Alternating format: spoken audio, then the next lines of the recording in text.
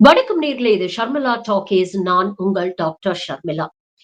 கடந்த வருடம், அதாவது ஜூலை 2024ல பாத்தீங்கன்னா, திருப்பதி திருமலா தேவஸ்தானம் சார்புல போலி நெய் வந்து அவங்க அடல்டரேட்டட் கீ சப்ளை பண்ணியிருக்கிறாங்க. லட்டு பிரசாதம் தயாரிக்க அப்படின்னு ஒரு பெரிய சர்ச்சை எழுந்தது.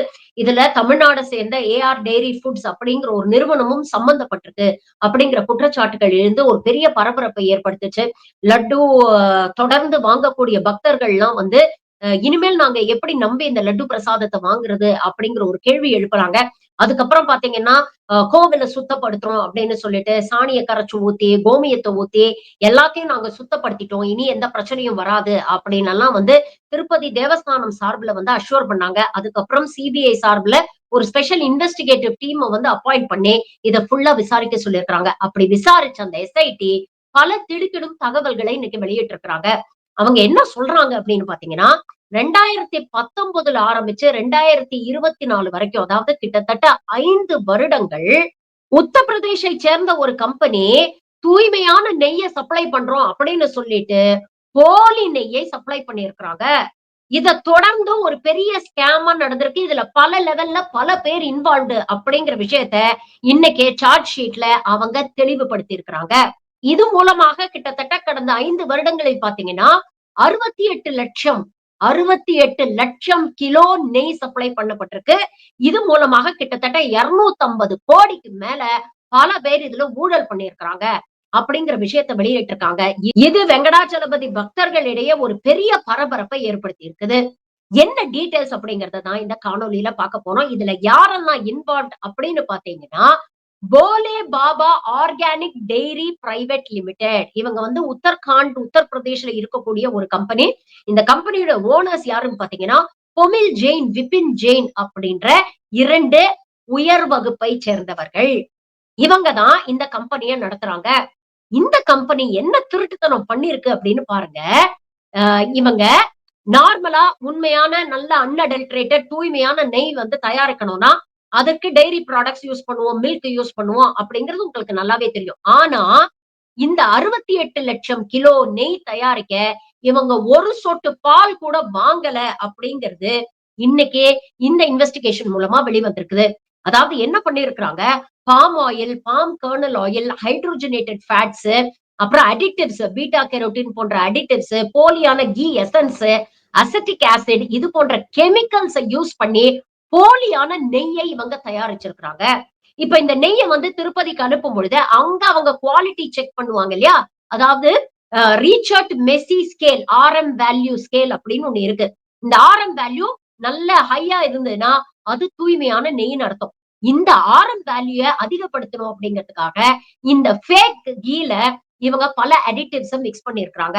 மிக்ஸ் பண்ணி ஆர்எம் வேல்யூவ உயர்த்தி, இது நல்ல தூய்மையான சுத்தமான நெய் அப்படின்னு சொல்லி 5 வருஷமா திருப்பதிக்கு இவங்க சப்ளை பண்ணிட்டு இருந்திருக்கிறாங்க.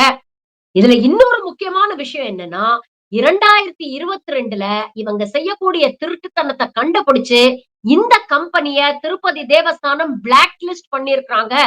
ஆனா பிளாக் லிஸ்ட் பண்ணதுக்கு அப்புறம் ப்ராக்ஸிஸ பயன்படுத்தி, அதாவது வேறு சில கம்பெனிகள பயன்படுத்தி, இதே தரமற்ற நெய்யை, அது நெய்ன்னே சொல்லக்கூடாது. ஏதோ ஒரு கண்றாவி.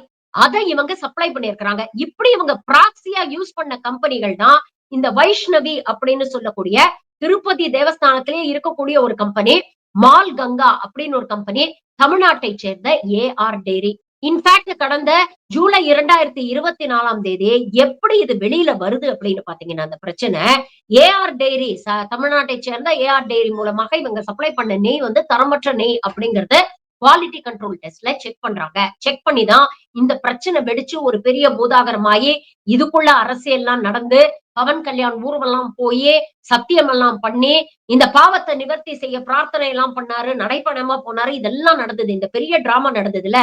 ஆனா இதுக்கப்புறம் ஜூலை இவ்ளோ பிரச்சனை நடக்குது. அடுத்த மாசமே, அதாவது ஆகஸ்ட் 2024 இதே கன்சைன்மென்ட்ட அப்படியே வேற ஒரு கம்பெனி மூலமாக திரும்ப அதே தேவஸ்தானத்துக்கு இவங்க சப்ளை பண்ணியிருக்கிறாங்க. எந்த கீ வந்து அடல்டரேட்டட் கீ, எந்த கீல அனிமல் ஃபேட்ஸ் இருக்கு அப்படின்னு கண்டுபிடிச்சாங்களோ, அதே பேட்ச வேற கம்பெனி மூலமா இதே கம்பெனி போலே பாபா டெய்ரி ஃபார்ம் அப்படிங்கிற கம்பெனி திருப்பதி தேவஸ்தானத்துக்கு மீண்டும் சப்ளை பண்ணியிருக்கிறாங்க அப்படிங்கிறது தெரிய வந்திருக்கு. அப்போ எவ்ளோ பெரிய திருட்டுத்தனம் நடந்திருக்கு, எவ்ளோ பேர் இதுல இன்வால்வ் ஆயிருக்காங்க அப்படிங்கறத கொஞ்சம் யோசிச்சு பாருங்க. திருப்பதி தேவஸ்தானத்துல வொர்க் பண்ணக்கூடிய அதிகாரிகளே லஞ்சம் வாங்கிக்கிட்டு, இது போன்ற முறைகேடான செயல்கள்ல ஈடுபட்டிருக்கிறாங்க அப்படிங்கிறது இன்னைக்கு வெளிச்சத்துக்கு வந்திருக்கு. எத்தன பேருக்கு இவங்க லஞ்சம் குடுத்து, எவ்வளவு பெரிய நெட்வொர்க்கா இவங்க ஆப்பரேட் பண்ணியிருக்காங்க அப்படிங்கிறத யோசிச்சு பாருங்க. இது எல்லாத்தையும் தாண்டி நாம கேட்க வேண்டிய ஒரு முக்கியமான கேள்வி என்னன்னா, இந்துக்கள் மனச புண்படுத்துறாங்க, இந்துக்கள் மனச புண்படுத்துறாங்க அப்படின்னு பேசக்கூடிய இந்த சங்கி கூட்டம் இன்னைக்கு பதில் சொல்லணும். உண்மையிலேயே இந்துக்கள் மனச யாரு புண்படுத்துறாங்க? இந்து தர்மம் தான் உயர்ந்த தர்மம்.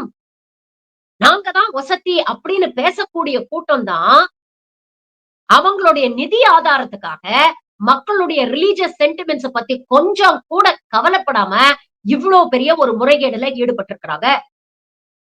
இது மூலமாக எவ்வளவு பாதிப்பு அப்படிங்கறத யோசிச்சு பாருங்க. முதல்ல இந்த மாரி சிந்தெடிக் கீ அப்படிங்கிற பேர்ல நெய்யே இல்லாத ஒண்ண இவங்க சப்ளை பண்ணியிருக்காங்க. இத பிரசாதத்துல யூஸ் பண்ணியிருக்காங்க. இத எத்தன பேர் கன்சியூம் பண்ணுவாங்க? குழந்தைங்க சாப்பிடுறாங்க, வயசானவங்க சாப்பிடுவாங்க, பெண்கள் சாப்பிடுவாங்க, கர்ப்பிணி பெண்கள் சாப்பிடுவாங்க. அப்போ இது போன்ற தரமற்ற பொருட்கள் மூலமாக தயாரிக்கக்கூடிய நெய்ய நீங்க பிரசாதத்துல யூஸ் பண்றதுனால எத்தன பேருக்கு உடல் உபாதைகள் வரும் யோசிச்சு பாருங்க.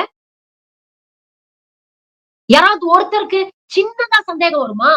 நாம சாப்பிட்ட நெய்னால தான் நமக்கு இவ்வளவு பிரச்சனைன்னு. இந்த மாதிரி பிரச்சனை வந்து எத்தன பேர் இறந்து போயிருக்கிறாங்க, என்ன ஏது நமக்கு எதுவுமே தெரியாது. அதற்கான தரவுகளும் கிடையாது. இப்ப இவ்வளவு பெரிய ஸ்கேம் வெளியில வந்ததுக்கு அப்புறம் தான் இதெல்லாம் நம்ம ரெட்ராஸ்பெக்டிவா யோசிக்க வேண்டியிருக்கு. அதே மாதிரி எத்தனை இந்துக்களோட சென்டிமெண்ட்ஸோட நீங்க விளையாடிட்டு இருக்கீங்க? தூய்மையான ஒரு நெய், அன்அடல்டரேட்டட் கீய யூஸ் பண்ணி தான் இந்த பிரசாரம் தயாரிக்கப்படுகிறது அப்படிங்கிற ஒரு விஷயத்த நம்பி தானே அத வாங்கி சாப்பிடுறாங்க. அப்ப அவங்களுடைய மத நம்பிக்கையோட எந்த அளவுக்கு விளையாட முடியுமோ, அந்த அளவுக்கு மனசாட்சியே இல்லாம விளையாடி இருக்கிறீங்களே! என்ன கேட்டா மத நம்பிக்கை இல்லாதவங்க எவ்வளவோ மேல் அப்படின்னு சொல்லலாம். ஏன்னா, மத நம்பிக்கை அப்படிங்கிற பேர்ல இப்படி திருட்டுத்தனம் செய்யறத விட, எனக்கு அதுலலாம் நம்பிக்கை இல்ல அப்படின்னு ஒதுங்கி நின்னு விமர்சனம் பண்றாங்க பாருங்க. இன்னைக்கு அவங்க வைக்கக்கூடிய விமர்சனம்லாம் உண்மை அப்படிங்கிற மாரி ஆயிடுச்சுல்ல. இனி எப்படி மக்கள் நம்பி இந்த லட்டு பிரசாதத்த வாங்குவாங்க? சரி சம்பந்தப்பட்டவங்க மீது இந்த அரசு என்ன நடவடிக்கை எடுக்க போகுது? இதற்கு முன்னால் இருந்த அரசுல யாரெல்லாம் இதுல இன்வால்வ்டு? எவ்வளவு பேருக்கு கட்டிங் போயிருக்கு? எந்த அளவுக்கு போயிருக்கு? இதெல்லாம் யார் வெளிச்சத்துக்கு கொண்டு வர போறாங்க? இல்ல இது அதிகாரிகள் அளவுல நடந்த தப்பா? இதுல அரசுக்கு பங்கு இல்லையா? இந்த விஷயங்களையும் வெளியில கொண்டு வரணும்ல. ஏன்னா அரசு வந்து 5 வருஷத்துக்கு ஒரு தடவ மாறிட்டே இருக்கு. ஆனா இப்படிப்பட்ட முக்கியமான பதவியில் இருக்கக்கூடிய அதிகாரிகள் தொடர்ந்துட்டு தானே இருக்காங்க. அப்ப ஒட்டு மொத்தமா சாமி பேர சொல்லி ஒரு சங்கி கூட்டம் எந்த அளவுக்கு முறைகேடு பண்ணிருக்கு அப்படிங்கறத யோசிச்சு பாருங்க. இதத்தான் நம்ம தொடர்ந்து சொல்லிட்டு வரோம். மதம் அப்படிங்கிறது இவங்களுக்கு ஒரு உணர்வு இல்ல. இவங்கள பொறுத்தவரைக்கும் வருமானத்துக்கான ஒரு வழி. பிரபல பத்திரிகையாளர் ரங்கராஜ் பாண்டே ஒரு மேடையில பேசினார் இல்லையா? பெருமாள நம்ம காப்பாத்தினா தான் பெருமாள் நம்மள காப்பாத்துவார் அப்படின்னு சொல்றீங்கல்ல. இதுதான் பெருமாளை இவங்க காப்பாத்துற லட்சணம். மக்களை எல்லாம் முட்டாள்ன்னு நெனச்சுட்டு இருக்காங்க. எப்படி வேணா ஏமாத்தலாம். அவங்களோட ரிலிஜியஸ் சென்டிமெண்ட்ஸோட எப்படி வேணா விளையாடலாம் அப்படின்னு நெனச்சுட்டு இருக்காங்க. உண்மையிலேயே ஒரு கடவுள்னு ஒண்ணு இருந்து, அது இதெல்லாம் வேடிக்கை பார்த்துட்டு இருந்ததுன்னா, சம்பந்தப்பட்டவங்க மேல என்ன நடவடிக்கை எடுக்க போறாங்க? இல்ல அப்படியே இத ஊத்தி மூடிட போறாங்களா? இந்த கேள்விகள் எல்லாம் நம்ம கேட்க வேண்டியது. இதனால எவ்ளோ விஷயங்கள் பாதிப்பு பாருங்க. ஒண்ணு உடல் ரீதியான பாதிப்புகள். இந்த பிரசாதத்த சாப்பிட்டவங்களுக்கு உடல் ரீதியான பாதிப்பு. இன்னொன்னு இவ்ளோ முறைகேடுனால கிட்டத்தட்ட 250 கோடி ஊழல் பண்ணியிருக்காங்க. இதெல்லாம் என்ன பணம்? பக்தர்கள் கொண்டு வந்து குடுக்கக்கூடிய பணம் தானே! நல்ல விஷயத்துக்கு யூஸ் பண்றாங்க அப்படின்னு நெனச்சு தானே கோடி கோடியா கொண்டு வந்து திருப்பதியில கொட்டுறாங்க. இப்படிப்பட்ட ஒரு ஸ்கேண்டல் வந்ததுன்னா, அது அந்த கோவிலுடைய பேரை எந்த அளவுக்கு பாதிக்கும் யோசிச்சு பாருங்க. எவ்வளவு பேர் வெளிநாடுகள்ல இருந்தெல்லாம் கிளம்பி பாலாஜிய தரிசனம் பண்ணணும் அப்படின்னு வராங்க. இனி எத்தன பேர் நம்பி வருவாங்க திருப்பதிக்கு? எவ்வளவு பெரிய களங்கத்த நாம ஏற்படுத்துறோம் அப்படிங்கிறத பத்தி இந்த சம்பந்தப்பட்டவங்க கொஞ்சமாவது யோசிச்சு பார்த்தாங்களா? எவ்வளவு எக்கனாமிக் லாஸ். இது எல்லாத்தையும் தாண்டி திரும்ப மக்கள் கடவுள் மீதும், அந்த நிர்வாகத்து மீதும் இருக்கக்கூடிய நம்பிக்கைய எப்படி ரீபில்ட் பண்ண போறீங்க? நம்பிக்கைய நிமிஷத்துல உடைச்சிடலாம். ஆனா காலங்காலமாக இருக்கக்கூடிய அந்த பாரம்பரியத்த, அந்த நம்பிக்கைய திரும்ப எப்படி இவங்களால கட்டமைக்க முடியும்? இந்த பிரசாதம் தயாரிக்கக்கூடியது அப்படிங்கிறது ஒரு பெரிய லெவல்ல ஒரு பெரிய சப்ளை செயினா இயங்குது. இதுல ஒவ்வொரு ஸ்டேஜ்லயும் இது கரெக்ட்டா நடக்குதா? அப்படிங்கிறத மேற்பார்வை பார்க்க வேண்டியது தேவஸ்தானத்துடைய டியூட்டி இல்லையா? அத ஒழுங்கா செய்றாங்களா? இல்லையா? அப்படிங்கிறத பார்க்கிறது அரசாங்கத்துடைய கடமை இல்லையா? அப்ப எல்லா ஸ்டேஜ்லயும் எல்லாரும் கடமை தவறி இருக்காங்க அப்படின்னு தானே அர்த்தம். இதற்கெல்லாம் என்ன நடவடிக்கை எடுக்க போறாங்க? கண்டிப்பா பதவியில் இருக்கக்கூடியவர்கள் சம்பந்தப்பட்டவங்கள காப்பாத்தணும் அப்படின்னு தான் முயற்சி பண்ணுவாங்க. ஆனா உண்மையிலேயே பெருமாள்னு ஒருத்தர் இருந்தார்னா, இதெல்லாம் வேடிக்கை பார்த்துக்கிட்டு இருக்கிறார்னா, அவர் ஏதாவது தண்டனை குடுக்குறாரா? அப்படிங்கிறத பொறுத்திருந்து பார்ப்போம். ஆக மொத்தம் இந்த மொத்த ஸ்கேண்டல்ல இருந்து நமக்கு தெரிய வரக்கூடிய விஷயம் என்ன? மதம் அப்படிங்கிறத இவங்க சுயநலத்துக்காக இவங்க பயன்படுத்திட்டு இருக்கிறாங்க. ஒரு மாரல்ஸ், எத்திக்ஸ் எதுவுமே இல்லாம, இவங்க பணம் சம்பாதிக்கணும் அப்படிங்கிறதுக்காக, மத நம்பிக்கையை எப்படி வேணாலும் இவங்க சூறையாடுவாங்க. இதனால மக்கள் செத்தா கூட அவங்க கவலைப்பட மாட்டாங்க. அரசியல்வாதிகளுக்கு மதம் அப்படிங்கிறது அரசியல் பண்றதுக்கான ஒரு கருவி. அவ்வளவுதான். அத தாண்டி வேற எதுவும் இல்ல. இதுல எல்லா அரசியல் கட்சிகளும் அடக்கம். பவன் கல்யாண் அவ்ளோ பேசினாரு. இன்னைக்கு இவ்ளோ பெரிய செய்தி வந்திருக்கு. ஏன் மனுஷன் வாய திறக்காம உட்கார்ந்து இருக்கிறாரு? என்ன காரணம்? ஜெகன்மோகன் ரெட்டி ஆட்சியில நடந்தா மட்டும் தான் பேசுவீங்களா? சந்திரபாபு ஆட்சியில அதே தவறு நடந்தா வாய மூடிட்டு வேடிக்கை பார்ப்பீங்களா? அப்ப எல்லாருக்கும் ஒரு அஜெண்டா இருக்கு. அவங்க யாருக்கும் திருப்பதியில இருக்கிற பாலாஜிய பத்தியும் கவலை இல்ல. அப்பாவி பொதுமக்கள், பக்தர்கள பத்தியும் கவலை இல்ல.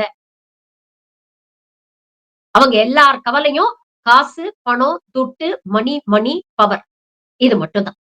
இத என்னைக்கு நாம புரிஞ்சுக்கிறோமோ, அன்னைக்கு தான் நமக்கு நல்லது.